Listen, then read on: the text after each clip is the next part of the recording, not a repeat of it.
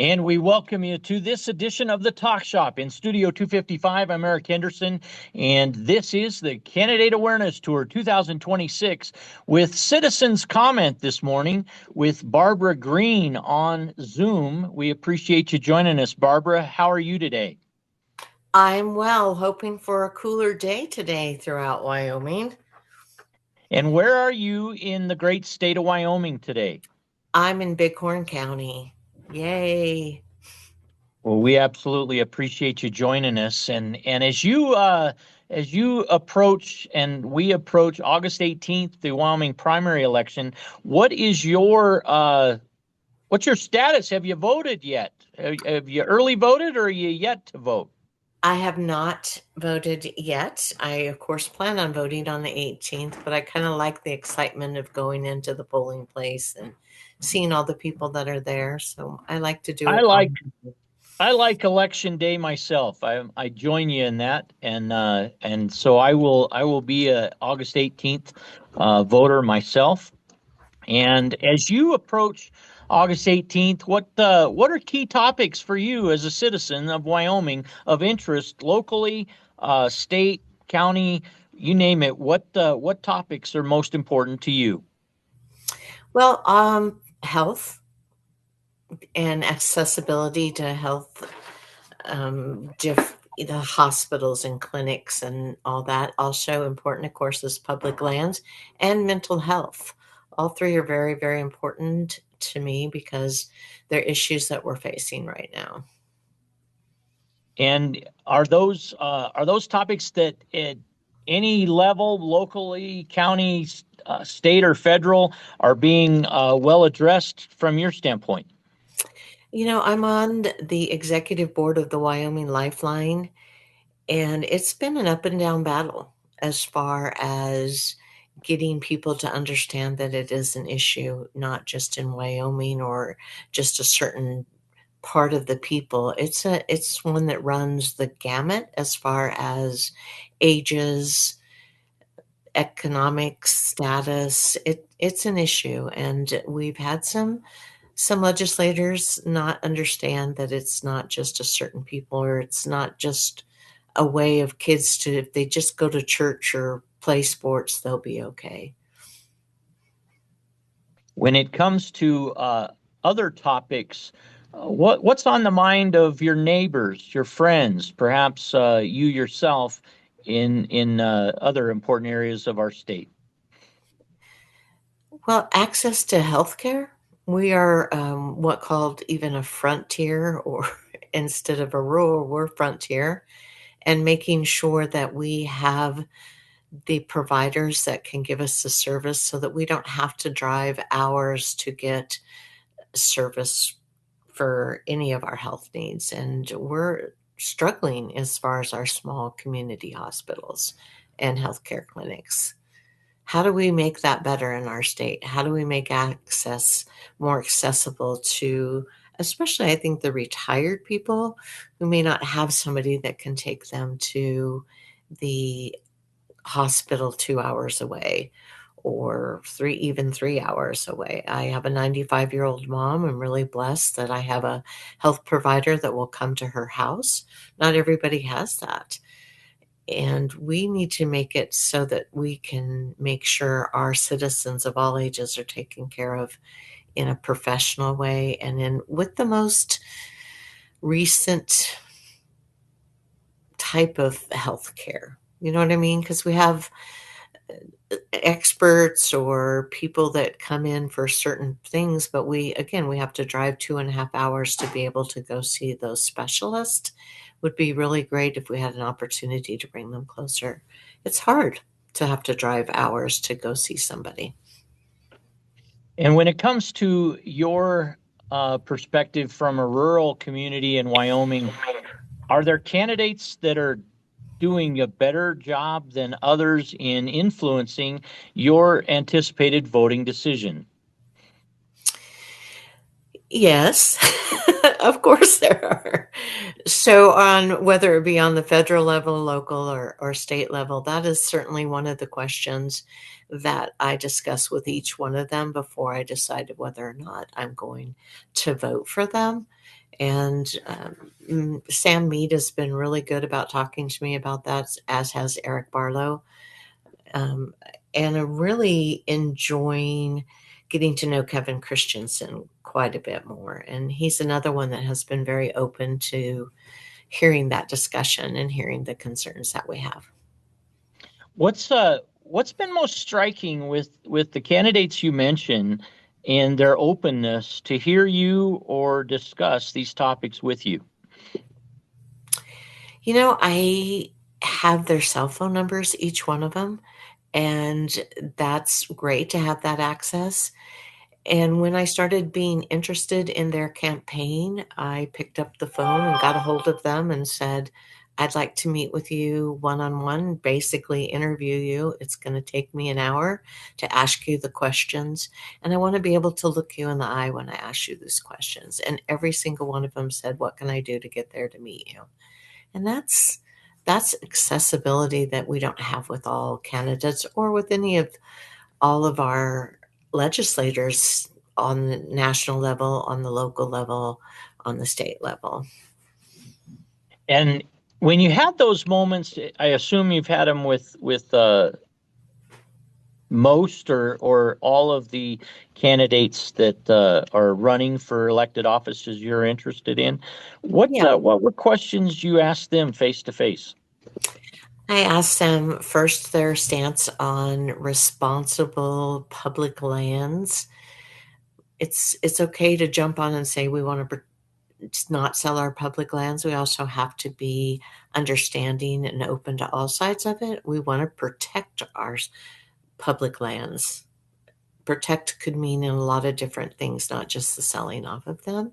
So that's important, and they've all agreed that doing it responsibly or not doing it is what we need to take a hard look at. It's really hard to see so much of our ag land going into subdivisions. I understand it, but it just seems like what we get out to do and stuff, it's just getting smaller and smaller as far as for our ag. Those aren't public lands, but they're private lands, but that's all part of the mix of what is making Wyoming what Wyoming is right now. And what was the most favorable response you received from any candidate running this election cycle in the Wyoming primary That to I'm that question? that I'm absolutely right. So, no, they've all so far of those three that I've talked to, they've all been, you know what we do when we're having that discussion. And yesterday in Shell, we had a meeting, a public lands meeting, and many of the candidates showed up and people were able to walk around and ask them straight out. I don't want a blanket answer. I want a real answer. And what are you going to do about it? And how are you going to do it? And so far, each one that I've mentioned, as well as several other, Robert Short, and has been really, really good that way in talking to me about it. So I appreciate their openness. We may not always agree, but at least we're having a conversation. And I do feel like they're listening. And when it comes to the gubernatorial level, you mentioned Eric Barlow. Have Megan Degenfelder, Mr. Kasner, or Brent Bien, have they not responded, or what's the status of the responsiveness to your reach out? Each one of those reached out through my job that I have with the newspaper as far as what the candidates say. We do a questionnaire. Uh-huh. I I have not reached out to any of them personally. What I did was I sat down at the beginning and went through all the candidates and made the choice to call the ones that were most in line with me as far as other issues to go. I just saw Megan yesterday. She's always been extremely responsive to me when I've asked her questions about superintendent of school and school issues. When I decided to support Eric Barlow, that was way early on, even before everybody had announced. And once I've made that commitment, I just have stuck with it. There's no doubt in my mind that the other two would probably reach back out to me. At least Megan would, I'm sure. Mr. Bien would too. But I had made my mind up pretty quickly after sitting down and looking Eric Barlow in the eye and having those conversations that that was going to be my candidate. And in the gubernatorial race, what gave you that? What gave you that personal assurance that Barlow was your candidate?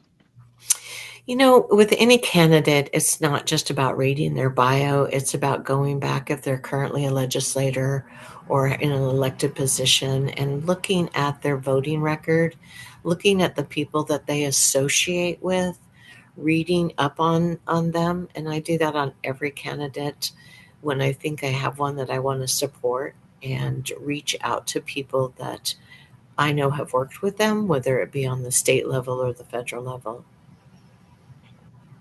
Very nice, and I appreciate you sharing your qualifications and the considerations for you as an individual voter and citizen, frankly, neighbor in Wyoming. As you look towards other races, the race for Secretary of State, you mentioned Mr. Short, Mhm. also running in that office for that office, rather, Rachel Williams. Uh, any other candidates worth considering in your mind, or if have you landed on one?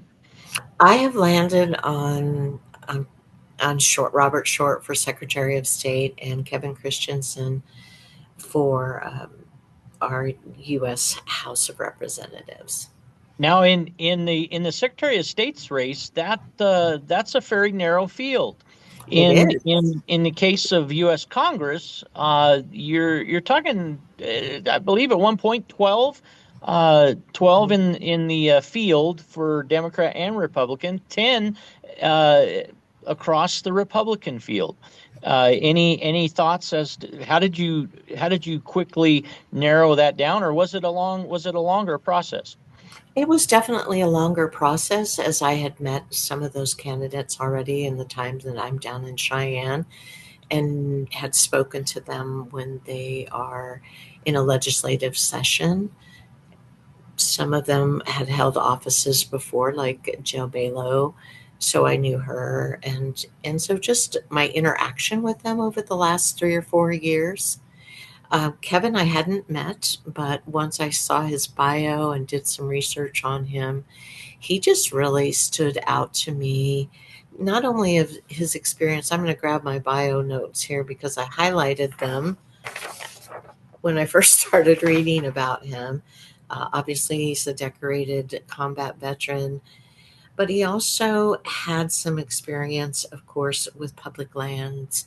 And that was really, really important as well. And Wyoming's natural resources, wildland fire. It's just a lot of things that are very, very important to Wyoming right now. And he has been in DC, and so he's familiar with that whole process. And I thought, well, he seems to be the one that may have the best experience to go forward and represent us. And when it comes to the considerations that you had after visiting with Kevin Christensen, Mhm. what tipped the scale for you specifically, if anything? Looking him in the eye. So, it's So people that can. face-to-face opportunity is very important to your decision, and probably you're not alone. Absolutely, because anybody can say what they want, but until you look them straight in the eye and you can see their soul, if you will. I know that sounds melodramatic, but it's really kind of the case. And you watch their body language and you know whether or not you're being fed a political line to get elected or if somebody's heart is really true. Well, you identify several candidates throughout the state, and it's good to.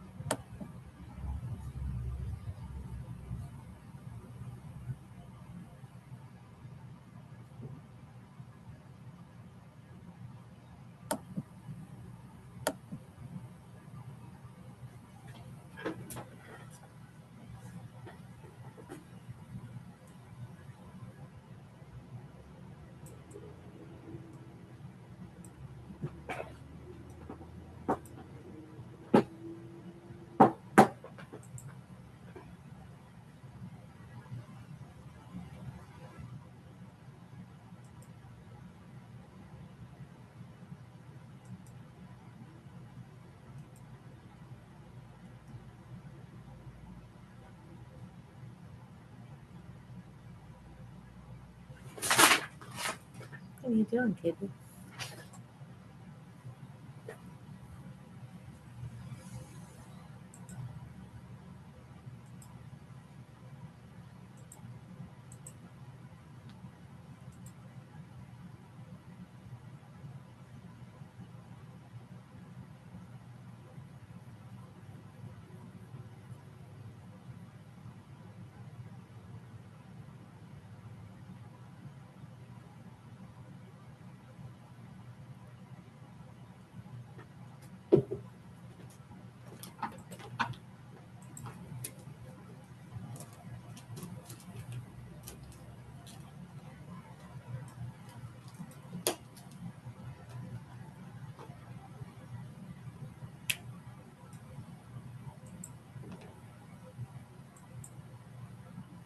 Oh, Pat Brown passed away.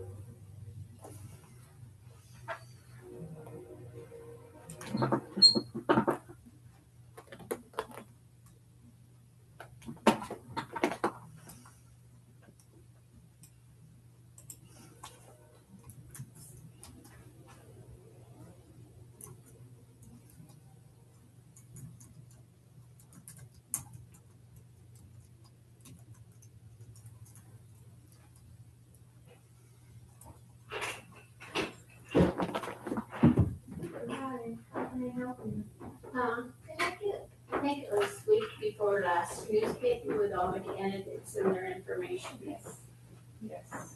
Well, they seem real grateful